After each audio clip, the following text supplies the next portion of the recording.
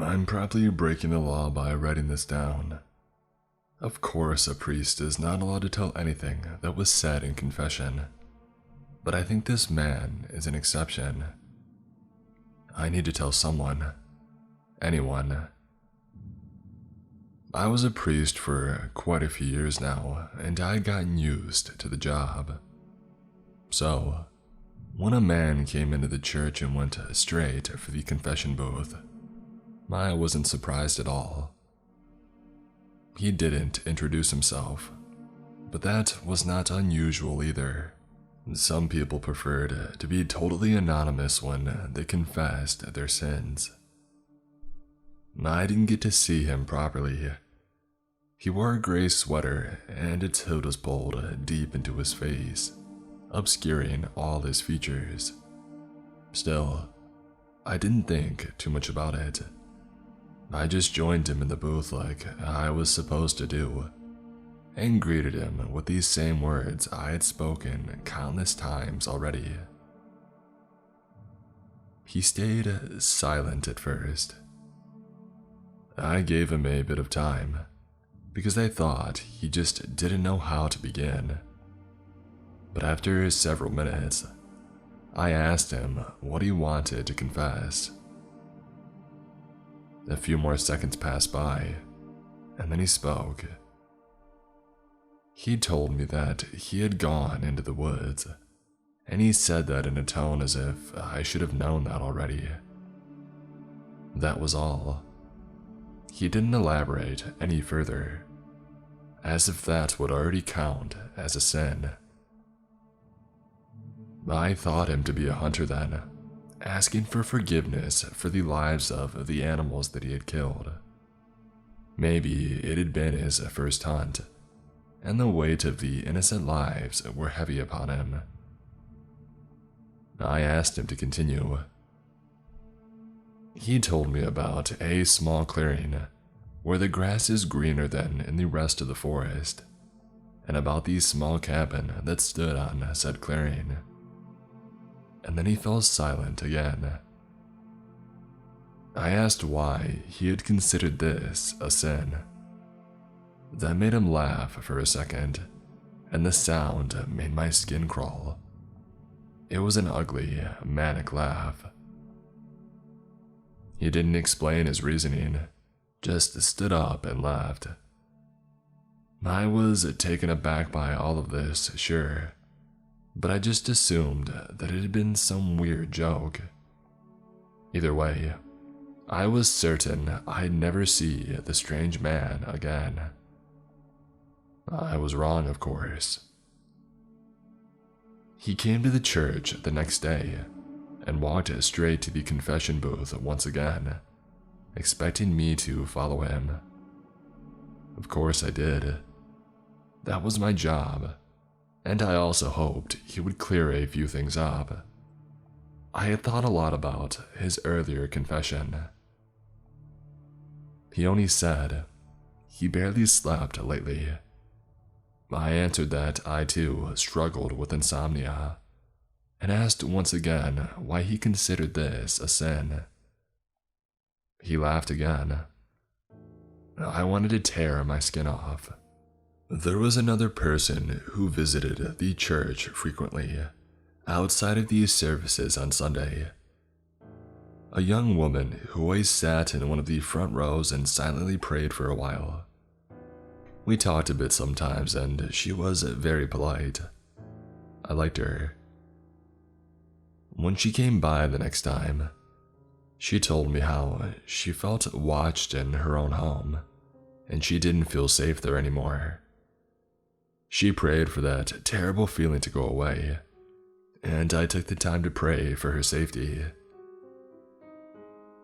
The strange man came by every single day, and he always spoke 1 or 2 sentences at most. None of them were a sin. After just 3 days, he started repeating himself, talking about the woods and about his insomnia again. Always these same things, like a broken record. Even the wording was the same. The first change came the day after my conversation with the young woman, as he stayed silent at first. I asked him if he knew her, just because I had had a bad feeling about him. He laughed. I bit down on my lip until I bled. He didn't say a word that day. The man was bad news, and I knew it. His visits were going on for over a week at this point, and I had yet to see his face.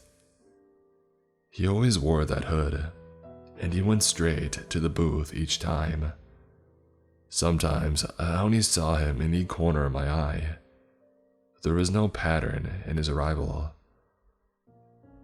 I tried coming in sooner or later, but it made no difference. He came by a few minutes after I got there. He seemed to know when he had to arrive to meet me. After his strange reaction to my question, I was even more worried about the young woman. Knowing that a freak like him was out there made my insomnia even worse. I lay awake in my bed, thinking about her. When I couldn't take it any longer, I drove over to her house because I felt like the least I could do was bless her apartment. I hoped that it would make her feel better. She was reluctant to let me in at first. The poor thing. Completely paranoid about something she didn't even know if it was real. She had never seen someone, she had told me earlier, but there had been the most intense feeling of being watched. I explained my intentions, and then she finally stepped aside and let me into the flat. She appreciated what I was going to do, she told me. She would indeed feel safer if someone blessed the house. Then at least she could be sure God watched over her. I intended to begin where the feeling was the worst. Her bedroom. It had a single window that faced towards the backyard, and as I stood alone in that room and I looked outside, I saw him standing there. He faced me, though his face was hidden under the hood of his gray sweater, and he stood perfectly still. We stayed like that for several seconds.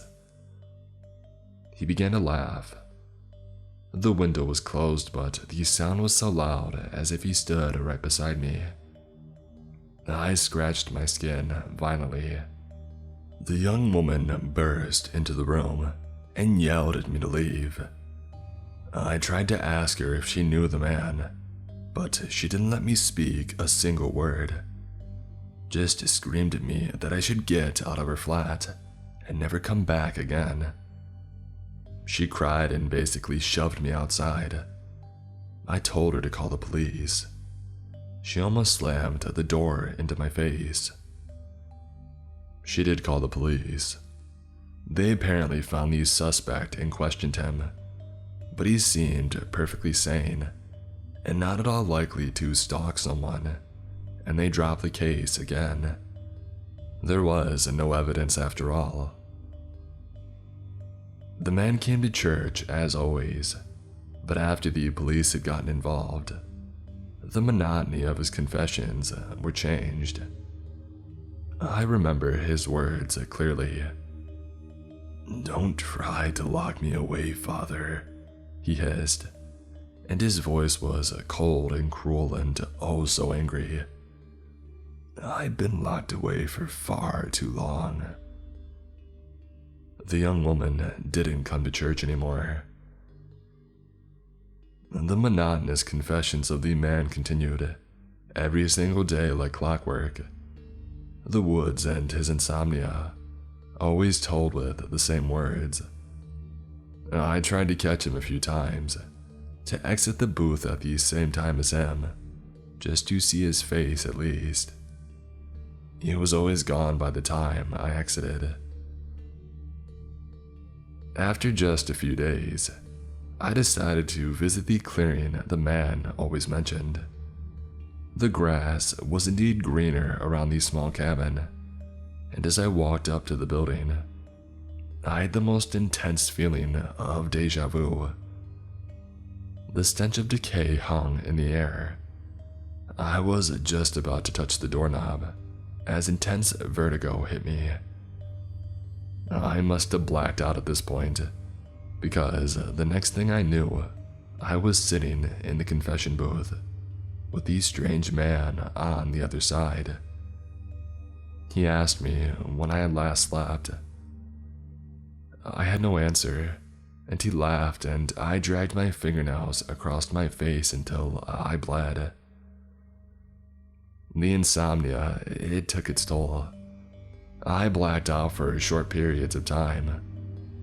A day later, I found myself kneeling in front of the altar, the gilded chalice with red wine in my hands, and I couldn't remember how I got there. But I remembered that I had intended to pray for the young woman, and I did just that. And then I rose the chalice to my lips and I drank. The wine tasted off. I was hyper aware of the metallic taste that must have belonged to the chalice, and I wondered if it was growing rust. My prayers had no use though. I had heard from another church member that the young woman had gone missing. I knew that she was dead, and I knew where she was buried. But I had not a single piece of evidence, and I didn't want to raise suspicion about myself, so I never called the police. God would judge the strange man, I told myself. He could not escape his punishment. The day after I heard about the woman's disappearance, the strange man was already waiting in the booth for me when I arrived. There was no visible clue that he was in there, but I was sure about it.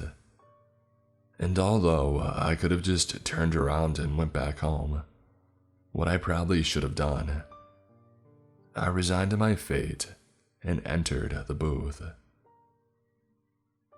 He spoke without hesitation this time, and these words are burned into my mind by now. "Do you want to confess your sins, Father?" he asked, and he sounded smug, somehow satisfied. I stayed silent, not knowing what he expected me to say. I wasn't aware of any sins that I had committed lately, none that would interest him at least. Instead, I wanted to ask him why our roles were suddenly subverted. But he started to laugh, and I tried to claw off my face again. A few days later, I met another woman at church. I had seen her at almost every service. We had never talked before, but she always smiled politely. She stayed behind after the latest service and asked if I was alright. Apparently, she was worried because of all the deep scratches on my face, but I couldn't tell her the truth, so I said nothing at all.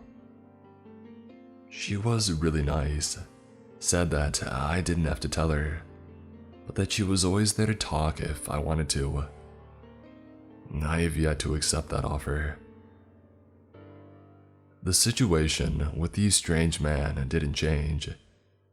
He was waiting for me every day when I entered the church, and each time he asked the same question. "Do you want to confess your sins, Father?" I never answered. He always laughed, and I scratched my face open until one of us got tired of it and laughed. It's been like that for 6 weeks now. I don't know what to do anymore. I can't remember the last time I slept. The strange man's laughter echoes through my head at any given moment. My skin is a torn mess to the point where I have trouble to get the red out of my clothes.